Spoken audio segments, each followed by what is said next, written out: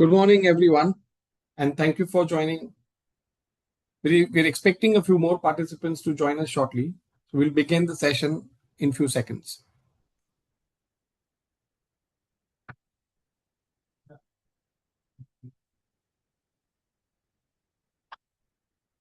Before we get started, please note that you are currently in listen-only mode. If you have any questions during the presentation, feel free to submit them through the question box on your control panel. We will address them towards the end of the session. India's union budget reinforces growth and fiscal discipline, higher capital investment, and policy stability. A key highlight is the rollout of the new income tax regime from April 26, aimed at simplification, reduced litigation, and greater certainty. This session will examine the implications of tax strategy, compliance, and business decision making across industries. With this context in mind, my pleasure to introduce our esteemed speakers who will walk us through the finer nuances of the budget over the next 45 minutes, followed by interacting question answer session. We have Mr. Amit Tamlani, who's the Executive Director with Direct Tax at Nexdigm. He comes with over 25 years of experience in domestic and international taxation. He advises corporates, MNCs, and global investors on tax structuring, deal advisory, FEMA, and regulatory matters, bringing deep practical insights and a client-centric approach. Followed by Sanjay Chabria. Sanjay is Senior Director at Nexdigm and leads the indirect tax practice. Sanjay brings over 2 decades of experience in indirect tax taxation across India, Middle East, and United States. He advises clients across industries on matters ranging from business setups, expansion, to ongoing operations and restructuring. With that, I would invite Amit sir to take over the session.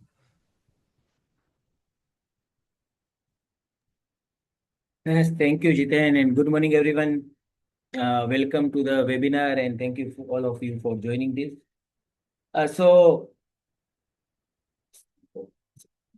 One second.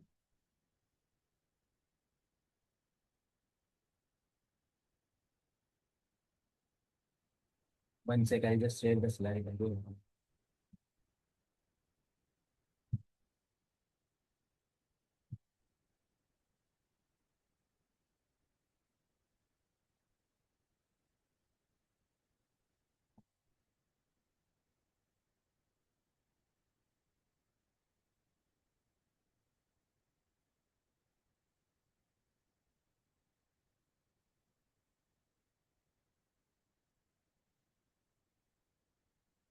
You can see the slides?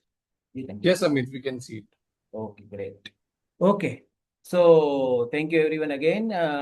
What we are going to do is that we are going to take you through some of the direct tax proposals, some key relevant direct tax proposals across all the space for the personal tax, corporate tax, NRs, transfer pricing, and other administrative changes, followed by indirect tax changes. So to start with the overview, I think considering the geopolitical environment where we are into, I think government had a very daunting task to follow the crowd, or basically then continue to follow the momentum of the Viksit Bharat 2047 mission. I think was a question, and fortunately, I think the government has chosen the path to continue to follow its dream of 2047 of Viksit Bharat, and have shown the resilient to the geopolitical factor while announcing the budget propositions and all. To start with some of the economic indicators, we continue to maintain the fastest growing economy amongst the large economies in the world, with a GDP growth rate of 7.54% in 25-26, with a 8.82% increase in the tax collections, and the fiscal deficit kept in check from 4.9% of the GDP. It brought down to 4.4%, and the further target to bring it down to 4.3% in 26-27. And one another major welcome step is their continued focus on increasing the capex to fuel the growth. I think the capex is estimated at 12,200 billion INR in financial 26-27, which is almost 11.5% increase over year-on-year increase. So I think this is very welcome step. The highlights of the budget is that it is more focusing on the sustainable development and economic growth with the three Kartavya themes with a focus on economic growth and high capex expenditure, as we have seen. The trust-based governance, the new income tax bill, which is a new income tax act now, I think is a reality. We are already in February, and from 1st April 2026, we are moving to Income Tax Act 2025. Although today the rules and forms are still to be notified, but I am sure that we will see it very soon, which will give us a exact clarity on the administrative task to move to new income tax rules from April 2026. While we are moving into the new income tax act, I think the reality is that we will be having a two simultaneously income tax act coexist. And I do not see basically that it will go away in a near foreseeable future, because I think the income tax provisions or for all the activities done till March 26, the Income Tax Act 1961 will continue to govern those activities. Like, for example, we'll be filing tax returns in 26, there will be assessments in 27, there could be reassessment up to 2029, 30. There could be a litigation for the years up to March 26, which can go on for I don't know how many years. Sometimes, basically, as we have seen in the past, it can go up to 15, 20 years, for example. So the order king effect for those litigations and all, and all the tax aspects will be continue to be governed by Income Tax Act 1961. So as a professionals as well as businesses, I think while we will be moving into Income Tax Act 2025, Income Tax Act 1961 is not going away very soon, for sure. So yes, we will be monitoring two acts simultaneously in the years to come. Yeah, as we already discussed, record capital expenditure to boost the infra and manufacturing. The resident outside India is permitted to invest into equity instrument. I think there is increase in the limits, which is a welcome step. The custom integrated system to be rolled out in 2 years. And lot of steps are being taken for ease of doing business and ease of living. So these were more key highlights on the economic side, on the survey side and all. Let us move to the direct tax proposals straight. Jitan, I'm audible so far and everything is fine, right? Yes, Amit sir. Okay, great. Okay. So on the rates of taxation, I think there are no surprises, neither bad nor good, basically. So I think we already had seen a significant announcements for the individuals last year, and there are no changes for the individuals and HUFs on whether they are following old regime or new regime. The tax rate remains same. Similarly, the case with the companies, foreign companies, LLPs, firms, or every SSC, there are no rate changes. Even the capital gain tax rates, I think there was little discussions going on. There was a buzz around basically capital gain tax, some benefits or relief to FIIs and all, but I think there are no changes in those. And surcharge says also remain the same. So I think there are no changes so far as rates are concerned. One announcement, one amendment is proposed in the SGBs. So the people who subscribe to the SGBs in the beginning, they will still be exempted from the capital gain until maturity. So what essentially it is saying that the SGBs which are purchased from a secondary market, I think will not get exemption upon maturity. So only the original successors will get the capital gain exemptions when they are mature. One another major aspect in the budget was the STT rate, I think, which had hit the market hard on Sunday, which is STT rate increase. So STT, of course, all we know as a history.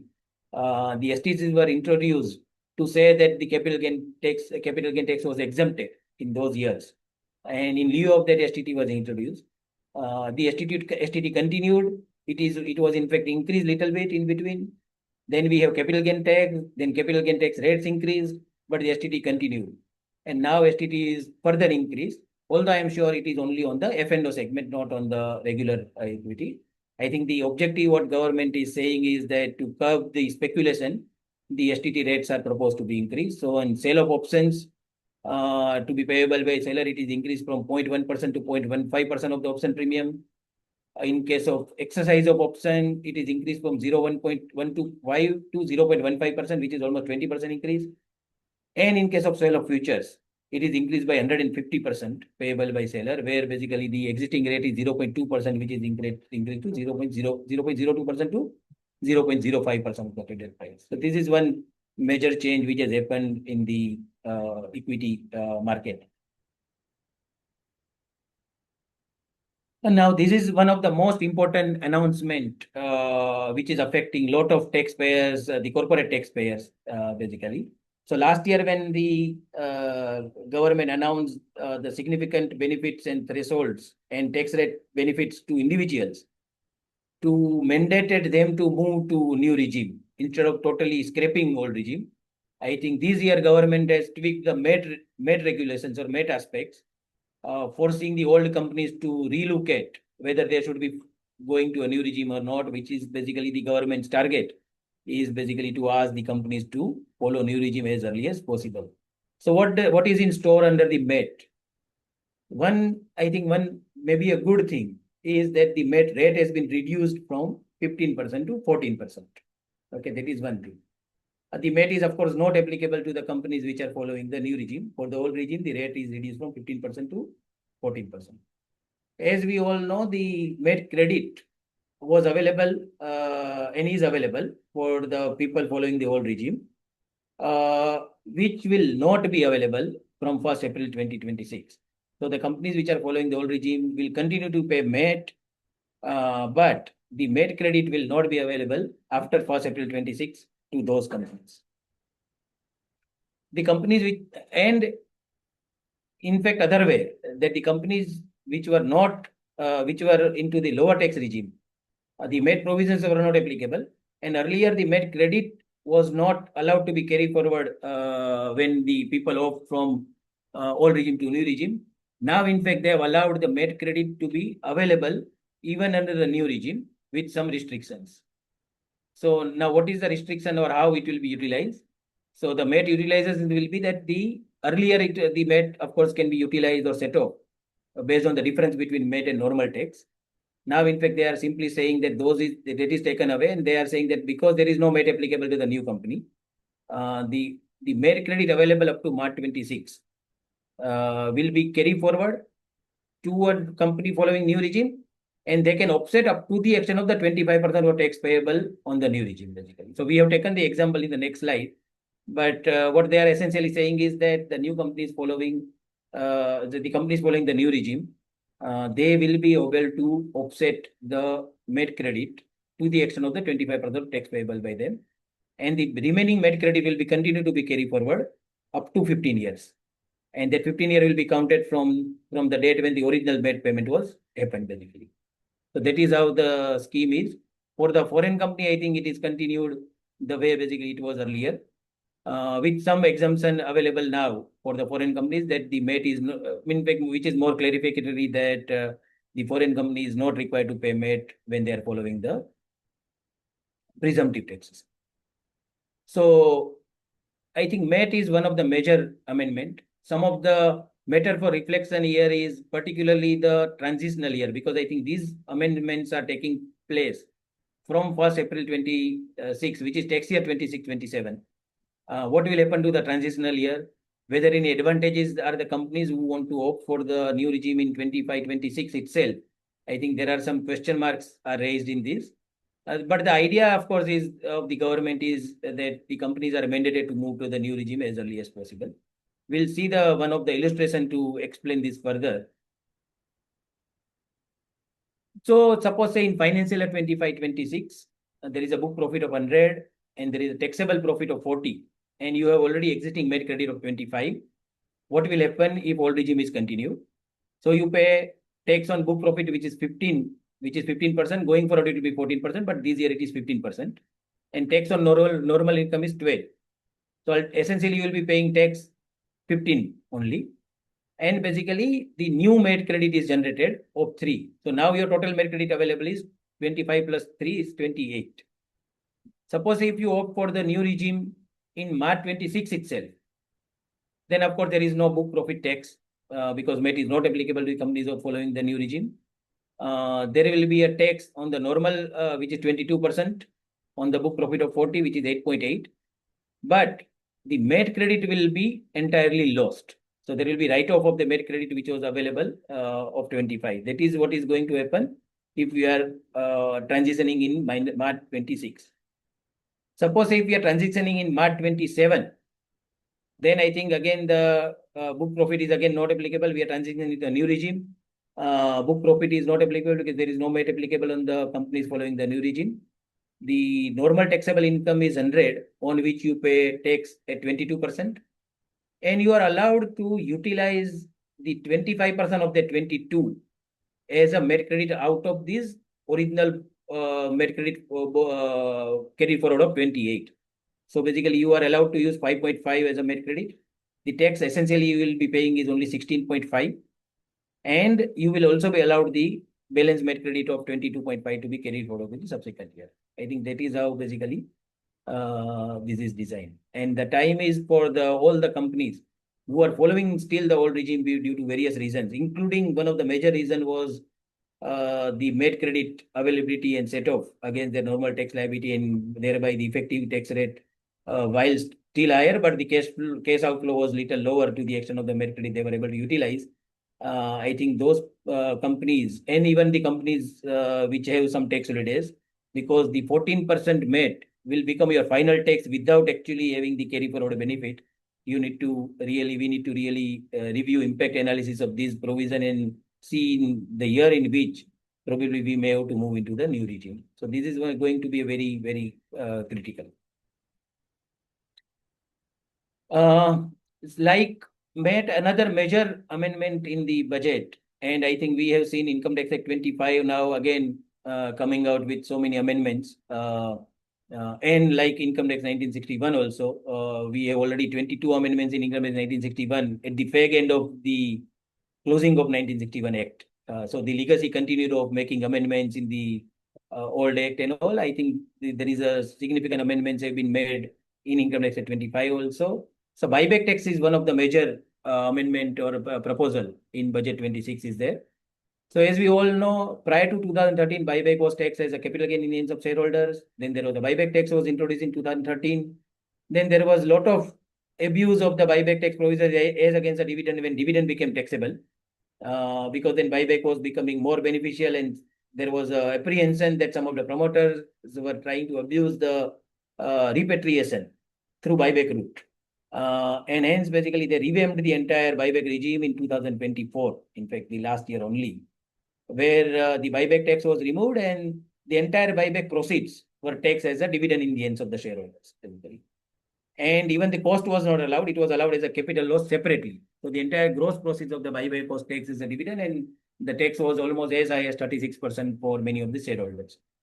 Now they have basically again made the amendment in budget 26, by which the buyback is now back to capital gain for all the shareholders, but with a tweak. What they are saying is that for the retail and the retail investors, this provision is going to be make a very significant impact. It is very beneficial provision, but for the promoter, whether corporate or non-corporate promoter, the effective tax rates on the buyback will be still 22% for the corporate promoters, and for non-corporate promoter it is 30%.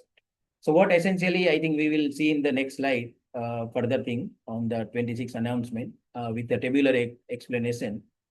So as we all know, the buyback tax, the capital gain tax rate is 12.5%. But in case of a promoter, so we first go into the third column, which is non-promoter. If I'm a non-promoter, I pay only 12.5% on the buyback if it is a long term, and pay 20% if it is a short term. For a promoter, basically, they have to pay extra additional tax. So if it is a domestic company, to match with the domestic company tax rate, they say that the long term gain, normally you pay 12.5% capital gain tax, plus you pay additional income tax of 9.5%, which is totaling to 22%.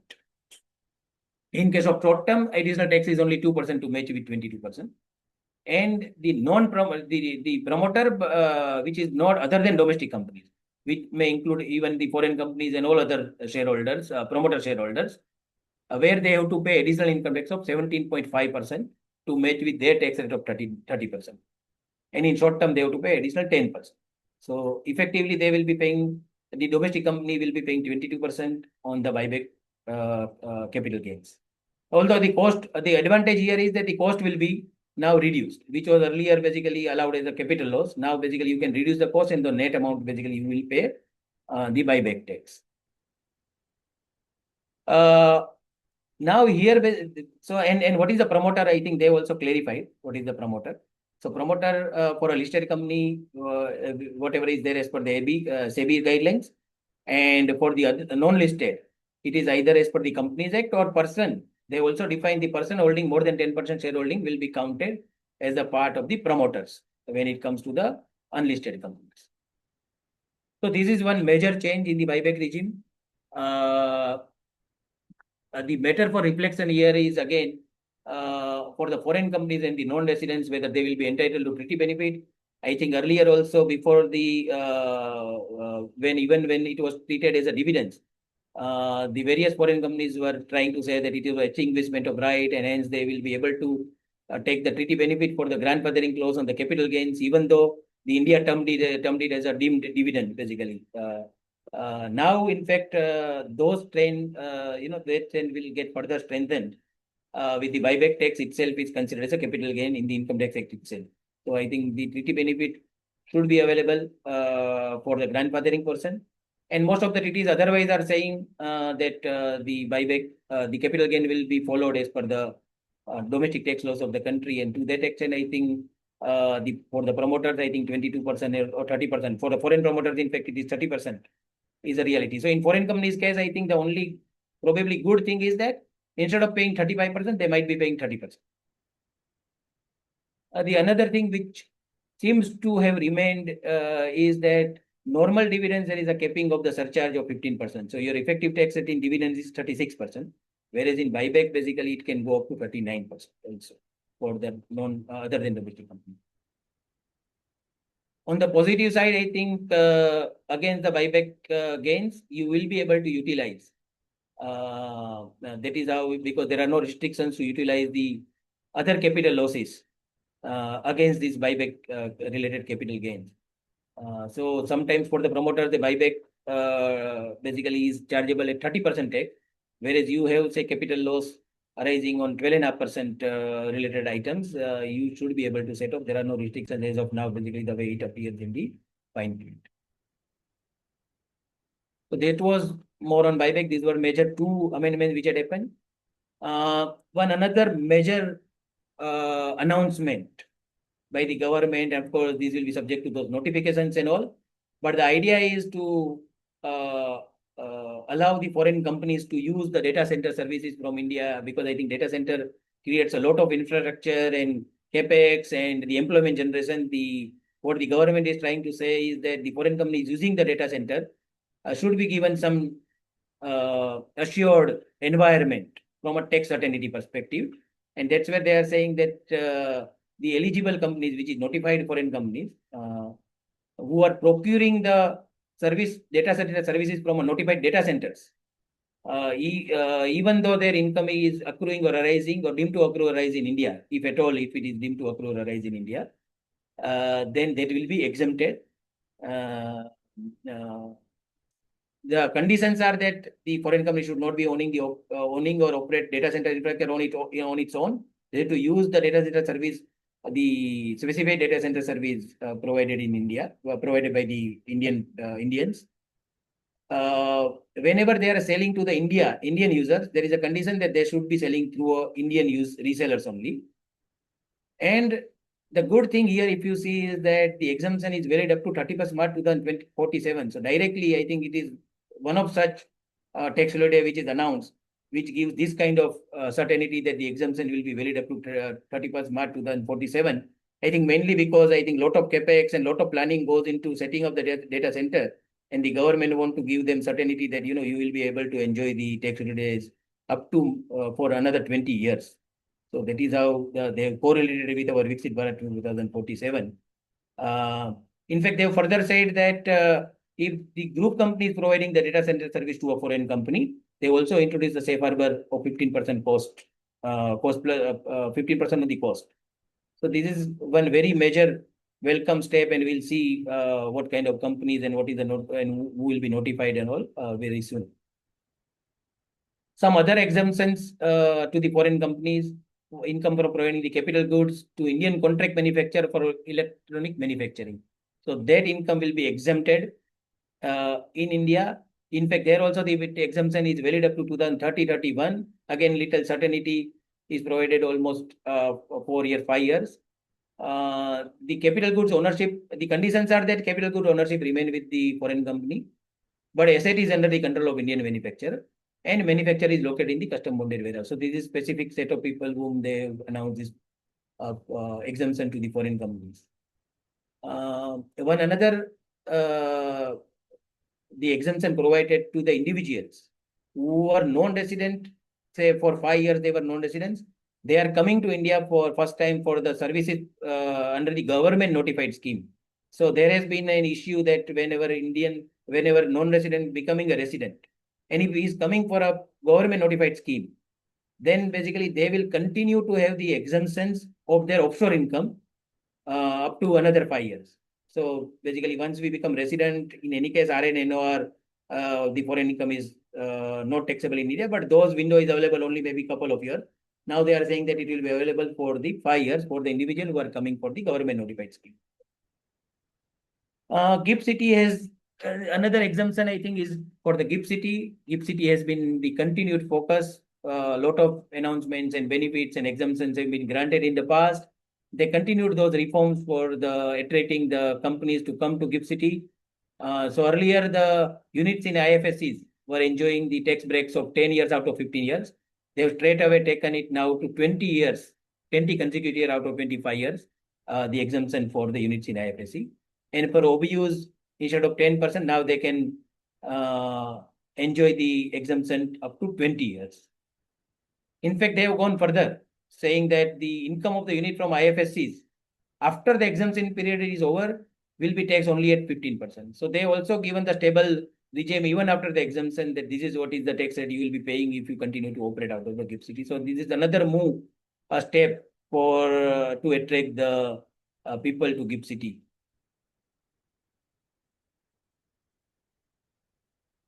So transfer pricing, safe harbor rules. I think this has been the demand from then. I think government has a year on the ground, and a lot of litigations, as we all know, goes around this transfer pricing and all. The government has come out with as announced, and of course the safe harbor scheme rules will be coming soon. But the announcement says that today we have the 4 categories of ITs: software development, the ITES, KPOs, contract R&D service. And the safe harbor rate today is basically ranging from 17% to 24%. Now, what the announcement says is that all these 4 will be clubbed into one. It's like a provision of IT service. And they have announced the safe harbor rate of 15.5%. So from 17 to 24% almost, now it is 15.5%, and all categories of IT companies. And simultaneously, they have also increased the turnover threshold from 23 billion rupee to 20 billion rupees. So which is very significant jump for the companies who want to opt for the safe harbor.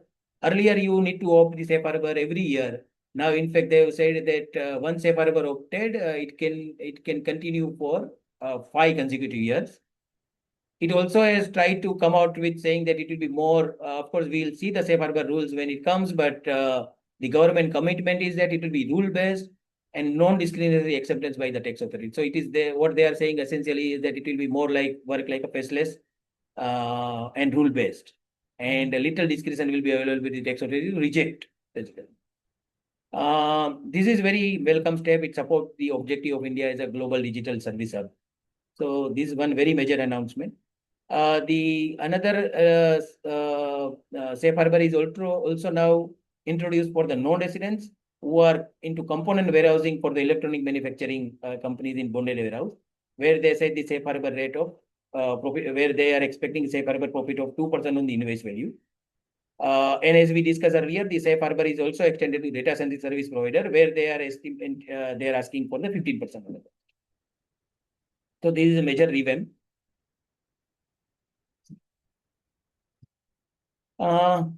Another major relief, I think, as we know today, in fact, as per the CBDT report itself for financial 24-25, where in fact they have completed many APAs. Even in that year, actually, their average duration of processing the unilateral APA is almost 4 years, 45.41 months. Now what government is saying that they will provide a mechanism to fast track those unilateral APAs with a target to conclude these APAs within 2 years with maximum extension up to 6 months based on the taxpayer request. There is one lacuna was there when the Indians who are applying for the APAs, they were allowed to file the modified return to give effect to the APAs, but simultaneously their AEs, the foreign AEs, who are not technically applied for the APA, were not allowed to claim basically file the modified return. Like for example, if Indian company has agreed to has applied for the APA for payment of 3% of their royalties, for example, to the foreign AE, and ultimately the APA agreement they enter and the rate is determined at 2%. So the Indian entity, of course, will get a lesser reduction to the extent of that 1%. But the withholding tax and all has happened at 3% based on the 3% royalty rate. So now the foreign A's are allowed to give effect to the APS to file the modified return to claim the benefit of that 1%. Earlier, I think there were some confusion, which is now basically they have enacted in the act itself, allowing the A's to file the modified return. This significantly, I think, reduces the uncertainty and it promotes the API adoption for the IT service company. And this is again a step towards providing the certainties to the foreign communities. We would have all read, I think, a lot of rationalizing has happened in TCS and all. So now, and mostly all the TCS rates are at 2% instead of different percentages for different kind of things. So one of the major thing was TCS on sale of overseas tool. Earlier it was 5% or 20% with a threshold of 7 lakh. And now it is reduced to 2%. Although I think threshold is taken back. So even basically a small overseas tour program will face TCS, but at the reduced rate of 2%. Similarly, on the remittance LRS for education and medical treatment, they from 5% they reduce it to 2%. And I think some other things they in alcoholic and sale of scrap, it is increased from 1% to 2%. These are some of the amendments in TCS provisions. TDS provisions are also rationalized again to provide certainty, to exempt some of the small taxpayers, and also like for example, there is a lower deduction certificate which is applied, which sometimes takes a significant time and even rejections by the tax authorities. Now they are saying that the small taxpayers you can apply and it will be automated rule-based process and you will receive the lower deduction certificate. There is a commitment. Although what is small taxpayer is yet to be notified, but this is one welcome step. Another small confusion was there on the TDS on supply of manpower service, whether 10% should be there or TDS or 2 or 1% should be there. Now they clarified that supply of manpower will be considered as a contract work and it will be covered under 194C instead of 194J.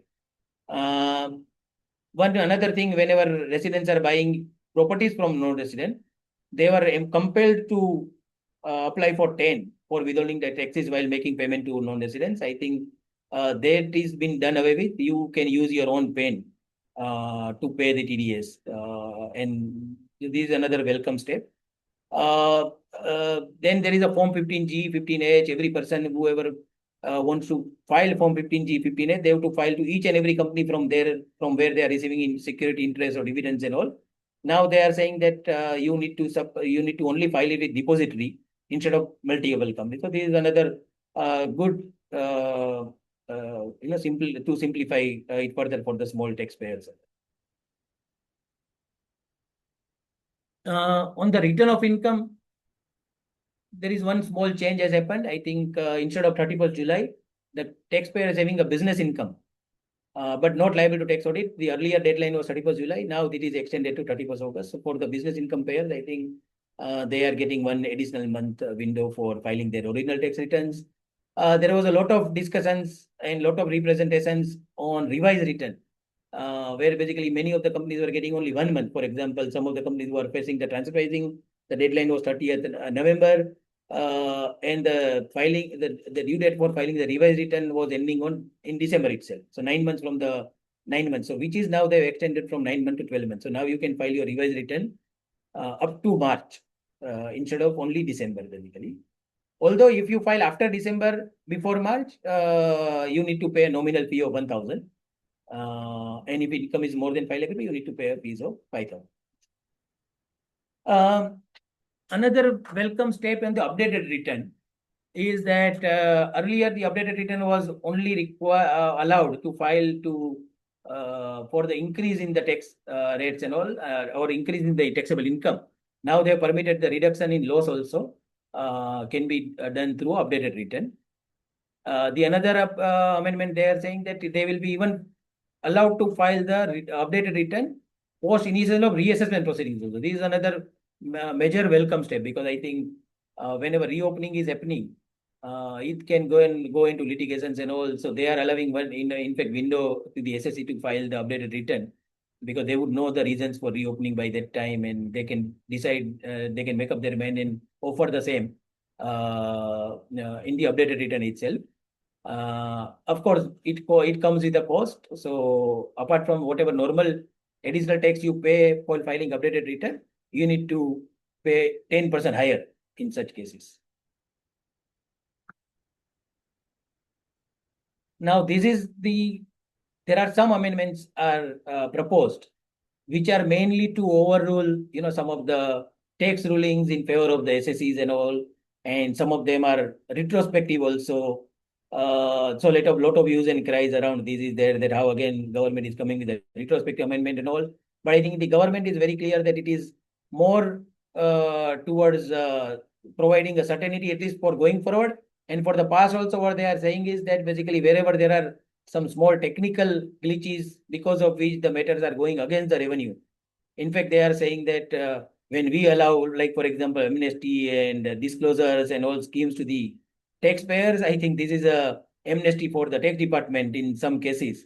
There was a Jao controversy. Now they are saying that the reassessment, even under the faceless, can be issued by the JAW also. So there is a significant controversy going on at the Supreme Court level about Jao. I think the government is saying that basically jurisdiction officer is allowed to issue the reassessment notice. Similarly, there are some appeals pending for relating to omission related to the quoting the correct dean by the authorities and all. There, I think they are saying that those kind of mistakes basically, should not hinder the assessment as invalid, and they have made the clarification amendment in that.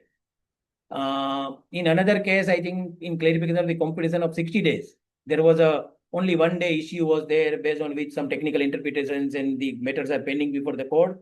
They clarified that in the leap year, it will be 31 and otherwise 30 days, I think. So that is also, they overruled the Pfizer judgment in that. And in shelf drilling and ROCA, which is now pending before the larger bench of the Supreme Court, about the timelines relating to the transfer pricing assessments and all. I think they clarified the assessment timeline extended due to reference to TPO are applicable only up to the draft assessment order, not the final assessment order. So in a way, they are saying that the whatever relief the high courts have given and all, I think the government is saying that on such technical grounds, that should not be available. So these are all retrospective in nature. I think the government focus is more on the substance. So while there is a lot of views and cries that these companies will be losing significant taxes and all, but I think this is more on the technical side. I think, of course, the company's case on merits and substance will continue to follow. And the government is also, in fact, in some of the last judicial precedents also by the Supreme Court in Tiger Global and all, I think the focus is more on the merits and substance base and not to highlight the technical aspects. That is what the government is trying, although rightfully or wrongfully, but this is how basically they have come out with the amendment. And let us see now what Supreme Court says, that because I think some of the taxpayers will also challenge this constitutional validity of this retrospective amendment also. And let us see what now Supreme Court is to say about this. Okay. So another in case of unexplained income, assets and investment, the exiting provision basically says that the tax rate is 60% and additional standalone penalty is 10%. So effectively today, I think on that you would be paying say 66 or 70%. The budget proposes now the rate from 60% directly to 30%. But then, of course, the penalty, they have also simultaneously covered those unexplained income related additions into directly into misreporting, where the penalty rate is 200%. So basically, it can go up to 90% also. So while it looks like that from 62, they have made it 30%, but because of the penalty provisions, it can go up to 90%, 90%.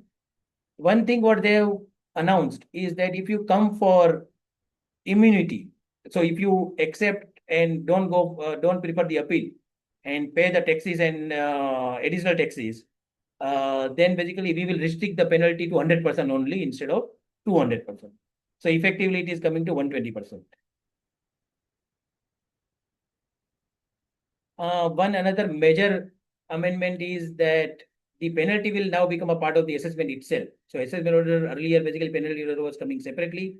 Now it will come as a part of the assessment itself, basically. So now the demand, total tax demand will be based on the assessment plus penalty put together. The question was that then how basically the immunity provisions, which says that if you pay taxes within 1 month, then penalty will not be leviable and how that will work. So that in fact they have extended. Two things is happened in immunity from penalty. One is that earlier the immunity is available only for underreporting. Now it is extended to misreporting also. And then it says that after you receive the assessment cum penalty order, you can file a waiver application for the penalty within 1 month from the end of the month in which order is passed. And then you pay the taxes. So suppose a penalty was levied for underreporting, you simply pay tax and interest and you get the immunity from the penalties. Any penalties for misreporting, there again they are saying that you pay tax and interest plus 100% of the tax as additional tax to gain the immunity from the misreporting. So instead of 200%, you pay 100% only. Of course, the requirement is that you cannot prepare an appeal against the assessment order. The prosecution related aspects are also rationalized and liberalized and decriminalized also in many of the offenses, basically. So I have not taken much on that, but lot of things have happened on the prosecution side to further liberalize it and decriminalize it. Now, earlier, I think for failure to file the tax audit report or transferring report or SFT, there were some penalties. Now they have mandatorily put it into the fees. So earlier it was a discretionary penalties. Now that will be considered as a fees. So earlier, like in tax audit, for example, you need to pay lower of 0.5% or 1,50,000.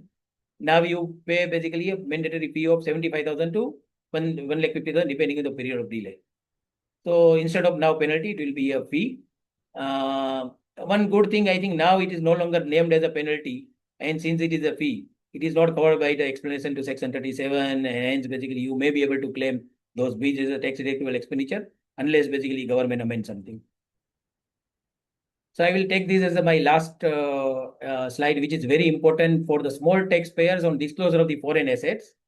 So this is one kind of again small scheme which is announced, where the people who have forgotten to disclose the foreign assets or foreign income will be given a window of 6 months to disclose and pay the taxes on that. So how they will pay? So today, if you disclose and pay, it is a 30% tax on FME of the asset and 30% on income, and then there is a 90% penalty. So almost 120% you pay under the existing BMA Act. Now, as per the scheme, you pay only 30% plus 30%. So almost instead of 120%, you end up paying 60%. Basically, that is what you are saying. But of course, this is available only for the where the undisclosed foreign asset and income is less than 1 crore. Only that this is going to be applicable. So this is more designed for the small taxpayers who missed reporting it. In fact, we have seen a lot of notices are being issued to the individuals based on the database received by the government and all, and hence this scheme is announced to facilitate them to come forward and disclose. The another category is that which is asset disclosure, where I think source was explained, or basically the asset was acquired while the person was non-resident. In those cases, I think The disclosure failure also was inviting 10 lakh rupees penalty. And also interpretation issue was there that with the 10 lakh rupee penalty per year for fail to disclose. Now, in fact, they said that if the value of such asset is less than 5 crore, the penalty will be only 1 lakh rupees. So this is one important, and I think will come with the, I think the government will come with the exact scheme, and the individuals who fail or miss to report or fail to disclose, I think there is an opportunity available for them to take benefit of this window and pay taxes. So I will not take much of time. The stay application, earlier we were required to pay 20% of the tax demand. Now they are saying that it will be reduced to 10%. Of course, now the penalty is becoming a part of the assessment itself. So now you have to see the 10% of the when the notice of demand will be including penalty. So 10% on those aggregate value you may have to pay. Of course, they said that no interest on penalty amount will be levied until you lose before the CITB or ITAT level. And another one small announcement, and which is very important to, I think there was a huge use and cries about employees' contribution to PF, ESIC and all, where the earlier regulation says that the deduction will be allowed only if the amount is paid within the due date specified in under those laws.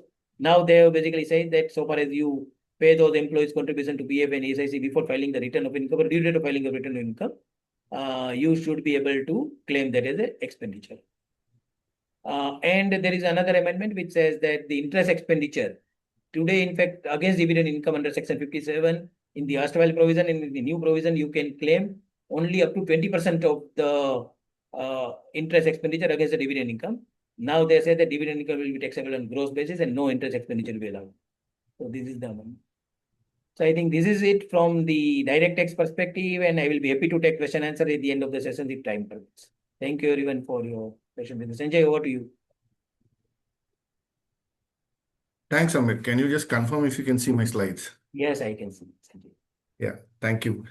Maybe moving to indirect taxes, it has always been under the fine print that, they just come out with some changes. In fact, there was a paper which did mention just before the budget that there may not be any indirect tax changes, and therefore a lot of people, which we were looking at is, we were more relaxed. But when we see there are bang on huge credential changes that actually have been brought in and the section changes which is going to be applicable.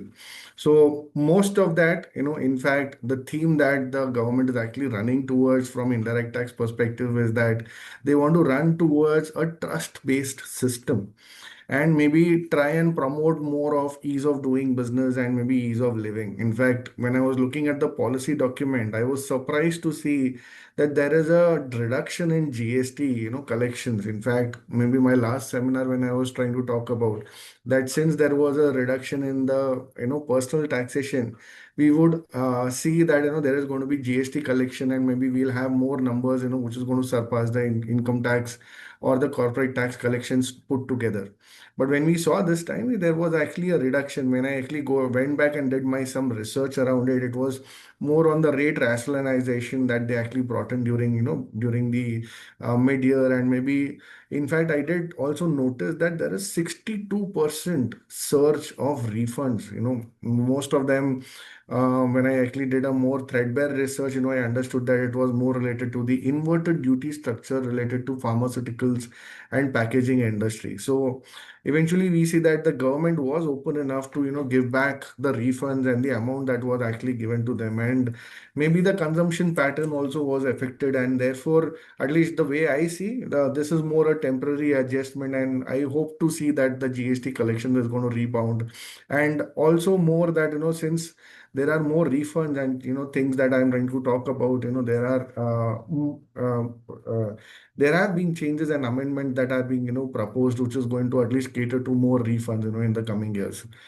So from GST perspective, the top hit, which actually uh, took a lot more of the light in the area was the intermediary services, which was the recommendation of 56 GST Council to aid the Indian exporter, and claim export benefits, has now been moved to the general clause section. And now, what does this actually mean? Is that intermediary services may not stand as a separate place of supply rule, and which would mean that the challenge that was being raised by department that there have been changes or the taxation on because the in your services belong to intermediary, and more so from the BPO companies or GCC companies or the Indian subsidiary trying to provide services to the overseas to prove that okay, they are not intermediary even though they are meeting all the checkpoints, but they were only being told that okay, there is you form intermediary and the refunds are being blocked. This should at least be done away with. In fact, multiple disputes in the high courts could be like the Amazon Development Center, Global Opportunities, Ernst and Young, Genpact India, Dharmendra J, Jani. All this seems to now would be put to rest with this. In fact, the amendment read along with the circular 159, which did give the clarifications to certain instances, will now at least be your ammunitions to at least contest your refunds if they are being now denied. However, the law does not specifically say that is this retrospective or prospective. The way the reading goes that whenever they want to come out with a retrospective amendment, they would try and prescribe a date specifically in the notification, which is at least absent. So at least our reading till that there is a further clarification on it, this would be considered as prospective only. Second change and very powerful change was on the post supply discount. So in this specific scenario, GST officers used to often question the correctness of post supply discount, and thereby leading to a lot of denial of the liability adjustment, despite the discount already being passed to the commercial customers commercially as well as through the documentation. So, with this change, where the post-supply discounts, the issuance of credit note, and promotional reversal of ITC by reverse, are the two prerequisites. There is no prior agreement linkages which are now being required, at least to be proposed, and therefore, the advantage that you will have is that with the proposed amendment coupled with the clarification in Circular 251 by 2025, the suppliers would no longer at least need to maintain pre-supply agreements with the recipient. This would induce that reduce the compliance burden actually at the recipient's end, and this will also at least mitigate disputes, align your GST valuations, commercial realities, and also enable promotional schemes with more clarity and more ease of living, specifically the way they are actually looking at. Third one was more a clarification. So earlier there used to be a threshold of 1,000 rupees to claim, to claim a refund, which is done away with. So there will be no threshold. So you can also now file for a smaller amount of refunds if that is actually available in your records. Another interim measure, maybe till the time the National Appellate Authority. So every time there was an advance ruling which was actually given, the National Appellate, since the constitution of NAAR was missing, the final appeals were at least put to rest for for the longer period of time. So to just come out with a similar issue, they've just come out with an interim measure to put in empower the tribunal or maybe the government who can maybe bring in another authority who would be at least able to hear the advance ruling at this level, at the appellate level, which will be delivered by the states or the UTAARs. Finally, in my imported duty structure, which which did not have the benefit of having an 90% provisional refund, is also now extended to them. So it's a welcome move, whereby the moment you actually apply and within the timeline specified, you should be able to get your 90% provisional refund. If the full final refund is not sanctioned, this would at least meet your cash flow and issues at least around the same. Moving on to customs, and if any questions, you can actually put it in the Q&A column. And at the end, I will try and answer. And maybe Amit Bhai, if you would want to answer your direct tax questions in the meantime, you can also do that, just to save some time around that. Yes. Moving on to customs, in fact, I would maybe start with the non-tariff amendments. We saw a lot of such, at least amendments in customs, and particularly the key changes that have been brought in is the advance ruling now will remain valid for 5 years. So earlier, what used to happen is that whenever you take an advance ruling, after 3 years, the department never accepted that as a binding ruling on, even if it was taken by the same SSC itself. So the advantage that now you have is that it will now be for 5 years, and this is going to be enforced from the date of essence of finance bill. So if anything is, if your 3 years lapsed today, for an example, that will not be covered as part of this change. So you'll have to reapply and maybe get that extension actually, from the department. But if at all you have this to be lapse, of maybe after the assent of the finance bill, you would be able to take the benefit of this change specifically here. Very, very important change. Customs officer generally, whenever there was a bond-to-bond transfer from one warehouse to the another, they used to require a prior permission, and this used to delay the deliveries, and this used to delay even the e-commerce, affected towards that. And if no permission is actually granted, then your businesses again gets hampered. So this requirement is done away with. So from now on, you don't need to have a prior permission of the customs officer for removal of goods from one customs to warehouse to the another. And however, this will still be subject to your declaration, electronic tracking, and risk-based audit, which will come post maybe, which is going to be the OSPCA audits and things like that, which will attract. But eventually, your business is not going to be blocked because of these, prior permissions, which is being done away with now. Duty deferral schemes, in fact, this was popularly being followed, in fact, in the AEO, and now this was also being referred to as the eligible trusted manufacturers scheme as well. So both of these schemes that we look at, the duty deferral, which was there for 15 days, now would actually be enhanced to 1 month. So again, an exciting thing, generally in customs, the duty is payable the moment you import the goods in as compared to GST, which actually comes on a timeline. So with an AU or the scheme that you get, the relevant scheme that if you nominate yourself, you get this benefit of deferment of your duty. So this is again a financial or a cash flow impact that actually is going to be applicable to a lot of companies and save a lot of money, at least for a period of time, of 15 more days. Another thing which is pretty important for the SEZs that we look at, in fact, there's a one-time special measure which is to be proposed to allow eligible SEZs to sell the goods in the DTA. Now, the procedures around this, specifically how this is going to happen, is it going to be part of the restrictions, which was how much of import that I actually have as compared to that vis-a-vis the domestic sales? All that I think is going to be implied. Certain readings that we were looking at is the eligible criteria of the 20%, which was earlier under the 10 double A scheme. I think may be relooked at, but we will have to wait and watch how the procedures pan out in the specified in an instance. But it's a good move.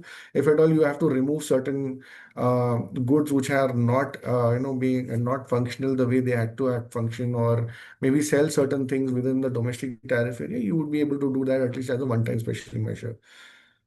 Another thing is on the relaxation on the baggage rules. In fact, there are a lot of baggage rules which have been enhanced at different areas, including maybe duty-free allowances for infants and non-infants, specifically when we look at it, non-tourist visas that actually are, getting the prior declarations and things like that, which are being eased out, and maybe the unaccompanied baggage, which was, being sent within 1 month and things like that. You can actually get maybe additional timeline towards it. The main importance which actually I looked at was from the more from the H1B visa, which is now being pretty much looked at from a prism of non being renewed or maybe being more costly enough. So people are thinking to get back, maybe people back to India, and then the India Ghar Wapsi that we talk about. So the government is more close and open enough to have people to have that Ghar Wapsi, and I think every person who wants to transfer and come back to India, your household and personal effects are allowed, subject to conditions.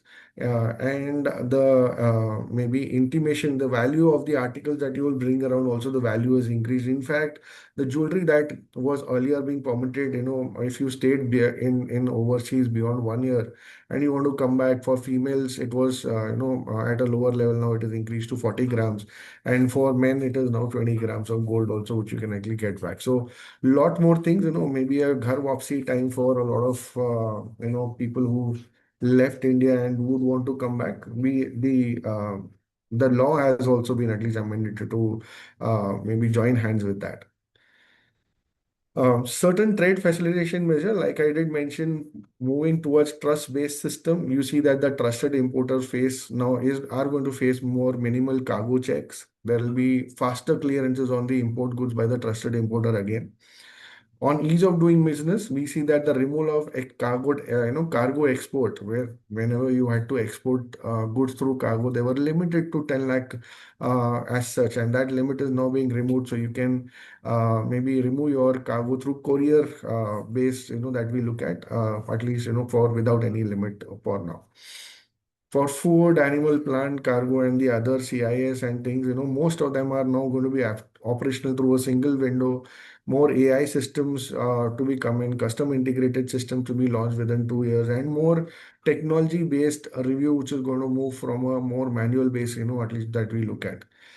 Finally, taxpayers now, the earlier, they wanted to settle disputes, have an option now to settle your disputes by paying additional amount of customs duty. This is basically maybe recharacterization of a charge. Is basically whatever was your penalty, say 15% of the penalty which was being proposed, now that would be forming part of your customs duty. So while the value is not changed, but the classification of the charge suddenly got changed, that what you were paying earlier was custom duty plus penalty. Now you would only pay, say, another duty itself, which is going to be at a similar cost that we look at. Finally, on the tariff amendments, in fact, a lot of extension of customs duty exemption that we look at. Most of the customs duty which were about to sunset by 31st March 2026 will now sunset by 2028. So certain things on the PVC cells or modules that we look at, the manufacturers, the parts, the semiconductor chips, all this are getting an extension. Pharmaceutical products, goods used in manufacture of pharmaceutical products, molds, tools, dyes for the electronic components, manufacture of wind-operated electronic generator, lithium ion cells used for manufacture of battery or battery pack for EV. All these are going to get an extension of the exemption. So welcome move again, at least from the custom side. And on the lab side, which I think Honorable Finance Minister did mention, that a lot of such exemptions are not being utilized, and therefore we will want to put an end to that. Therefore, permanent magnets for manufacture of synchronous generators are out of the exemption. X-ray tubes are also going to be out of the exemption.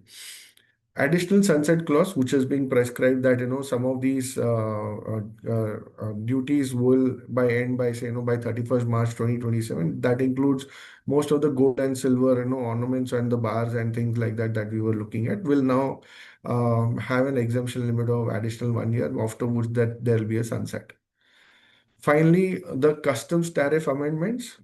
We look at a lot of rate rationalizations on the import on the critical sector itself, that wherever we are actually looking at. So when we look at import of capital goods required for processing of critical minerals like tellurium, silicon dioxide, selenium, copper, tin, tungsten, all this are now going to be from 2.5 to nil rate duty. Renewable energy that we look at, that is the sodium antimonate, will now be nil. Very important here, all goods for generation of nuclear power will now be at nil rated duty. So everything under 840,130 or 840,140 chapter will now will become nil rated duty. Micro oven are getting cheaper. Copper wire and imports of personal use, there's a reduction of the rate by 10%, which is going to be overall 10% is what is going to be applicable. Another exemption which has been brought in on the social welfare surcharge are the AIDC, which is the Agricultural Infrastructure and Development Cess, is on the silicon dioxide, natural graphite, and quartzite. So they will be exempt from the SWS and AIDC. So this is it from us. If there's any question that we can take up Yeah. if you have some time left. Yeah. I think while of course we exhausted time, but maybe there are three, four questions, five questions are there. I can try and pick up very quickly. So there is one question on the direct tax whether buyback in case of unlisted company would be considered as a deemed dividend. So I think no, I think these unlisted companies are also covered, and now under the new scenario, the buyback will be taxable as capital gains. The other question is that what about the buyback of bonus preference shares? So I think even in case of bonus preference share buyback, it should be considered as a capital gains only, and the whatever is mentioned is will follow. Probably, I think the question what you may be wanting to ask is that if the preference share subscriber is, for example, promoters, I think in that case, I think promoter related tax rate should be applicable to them and all, but that can become little interesting area. But yes, it should be a promoter based taxation. In one question, is that in most cases penalty is initiated for misreporting, even when there is underreporting. Uh, so in case the taxpayer offers additional income of rupees 10 crore during assessment proceeding without an inquiry and penalty initiated for misreporting, can such a taxpayer apply for immunity without payment of anything and file submission that penalty for incorrect initiated misreporting instead of underreporting? So this is very interesting, but I think it is like to be very honest, I think the way the scheme, immunity scheme looks like is that you either accept it or don't opt for the immunity and go for the appeal. It doesn't appear that because essentially waiver application is to be made to the assessing officer himself. It means that he is reviewing his own order. If he has made a mistake, I think maybe one can try 154 and then again, if we receive the what we say speaking order under 154, recharacterizing it as under reporting, and then you can take 154 for the immunity, whether you can take that chance or not. But otherwise, in my view, we are asking the officer to review your own order. And I think that may not be possible. So in such scenario, if there is a misreporting already said by the AO, probably you may have to pay the taxes along with 100% of the penalties to gain the immunity. Penalty levied as a part of the assessment order to be paid and then only request for a waiver, or you can do it earlier. So I think no, you don't have to pay the penalty. In fact, after you receive the assessment order along with penalty order, you get a 30-day. In any case, for notice of demand also, you get a 30-day window to pay. Instead, basically, you will be applying for the waiver without actually making payment of the penalty. Of course, as a part of the waiver, you have to pay. If it is under reporting, you have to pay tax plus additional tax, tax plus interest. And in case of misreporting, you then have to pay tax plus interest plus 100%. Another last question on the direct tax is: does amnesty scheme for disclosure of foreign asset out of income earned in India overrule special bench order of ITAT under BMA? So I think so far as scheme is concerned, if one wants to opt for it, see, one can always go as per the special bench and say that basically this should not have been taxed or there should not be penalty on non-reporting and all. But I would say that in case of only non-reporting issue, in fact, they have restricted the fees only to 1 lakh rupees. And that too, basically, it is not per year. So I would say basically those kind of persons should take the benefit of the amnesty scheme, even though income is earned and source is explained, but missed to be reported can be curated with the cure with this 1 lakh rupee penalty. So these are some of the questions were there. There is one Sure. more question So over I'll there, which pick up was the indirect tax. There is a question on intermediary services. When is it going to be applicable from? So the amendment would be notified. It will not be from the date of the bill being cleared or from 1st April 26. The amendment will be notified because the GST law is being changed, and that is the way actually the GST law changes actually come through. One more question was on, the classification or the amendment for the import of aluminum coils and imports, etc. So this is in more detail that I'll actually have to look at, maybe Kalpesh ji, specifically we'll have to look at the HSN classification that you're actually looking at, if there is a change in that or not. Maybe Just for your reference, you can look at the tariff changes specifically. If that matches your HSN classification, the 8 digit specifically, there will be a change which will be notified. If not, maybe we'll have to go or dwell down into it. Maybe I can't give a generic answer that yes, there is a change or no, there is not a change. But this is again case based. We'll have to look at threadbare on which is your classification and things like that. Yes. So Great. we So are thank done with you the everyone questions, for, I think Jitin we and are Deepak. also sorry, yeah. Okay, so yeah. So I was just saying that we also come out with our detailed publication on budget, and we are here to help. So you can write to us also for any further questions and all. And thank you for attending this webinar, and look forward to stay connected. Thank you. Thanks, everyone. Yeah, Jitin. Yes, so thank you for this insightful presentation and addressing queries from our audience, Amit and Sanjay. Dear participants, if you still have any questions, we welcome you to reach out to us at thinknext@nextdime.com, and our team would be happy to respond offline. We welcome your feedback on today's presentation as well. Thank you for joining us. Have a great day.